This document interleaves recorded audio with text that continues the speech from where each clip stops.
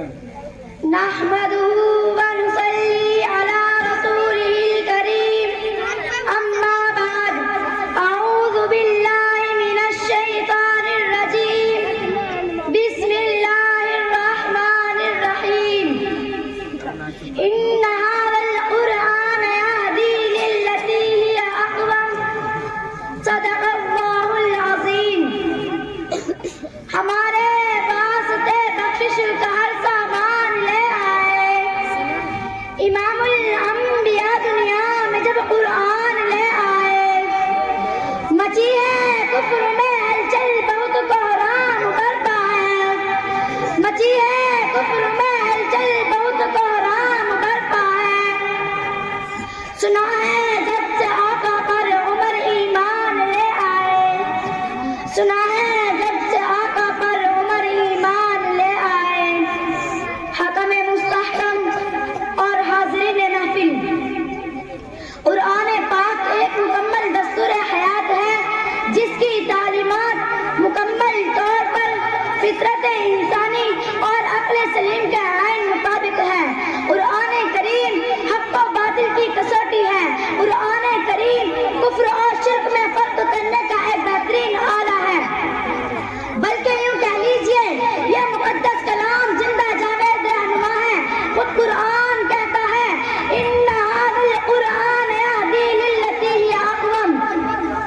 کہ قرآن وہ کتاب ہے جو لوگوں کو سیدھے راستے کی طرف رہنمائی کرتا ہے یہی وہ قرآن ہے جو لوگوں کے دلوں میں ایمان کا بیج بوتا ہے یہی وہ قرآن ہے جو آپسی بھائی چارگی کا درس دیتا ہے یہی وہ قرآن ہے جو لوح محفوظ میں تحریر ہے یہی وہ آسمانی دستور حیات ہے جو کبھی مٹایا نہیں جا سکتا یہی وہ قرآن ہے جس کے سامنے کسرا روم و فارس جیسی سپر طاقتیں سب نگاہ ہو گئی اور کیا نہ ہوتی کیونکہ یہ حاکم الحاکمین کا کلام ہے یہ سلطان السلاطین کا فرمان ہے یہ صرف تو جبروت والے بادشاہ کا قانون ہے یہی تو وجہ ہے کہ کل قیامت کے دن حافظ قرآن کے والدین کو سورج سے بھی زیادہ روشن تاج پہنایا جائے گا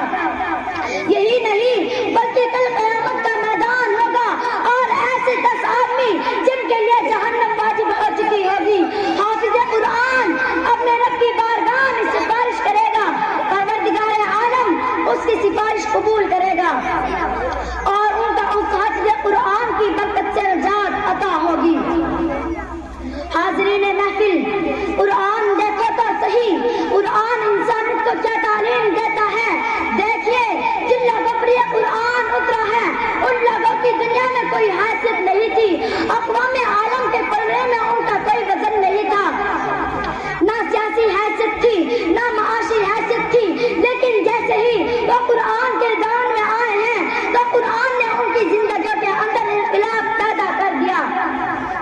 جس کے نتیجے میں وہ بکریوں کے چرواہے انسانیت کے امام بن کر کھڑے ہو گئے تھے اور ان لوگوں نے پوری انسانیت کو درس سیاست بھی دیا درس اقتدار بھی دیا درس معیشت بھی دیا انسانیت کو علم بھی سکھایا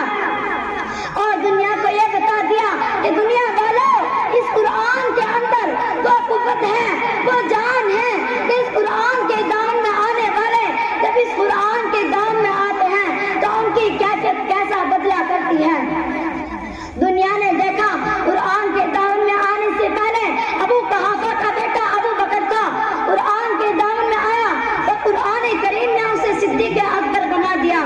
قرآن کے دامن میں آنے سے پہلے خطاب کا بیٹا عمر تھا قرآن کے دامن میں آیا تو قرآن نے اسے فاروق اعظم بنا دیا قرآن کے دامن میں